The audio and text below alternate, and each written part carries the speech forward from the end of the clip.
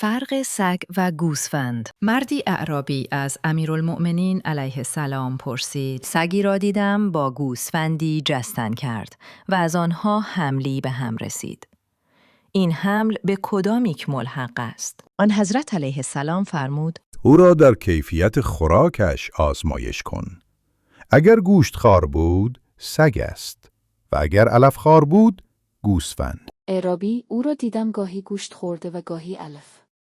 علی علیه السلام: او را در آب آشامیدن آزمایش کن. اگر با دهان آب می‌خورد، گوسفند است و اگر با زبان آب می‌خورد، سگ است. هر دو جور آب می‌خورد. علی علیه السلام: او را در راه رفتن آزمایش کن.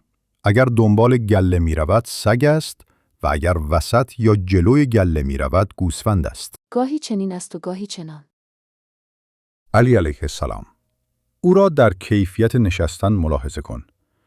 اگر بر شکم می‌خوابد، گوسفند است و اگر بر دم می‌نشیند، سگ است. گاهی به این ترتیب می‌نشیند و زمانی به آن ترتیب. علی علیه السلام: او را ذبح کن.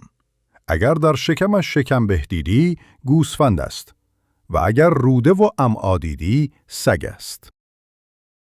اعرابی از شنیدن این نکات دقیق متحیر و مبهوت شد.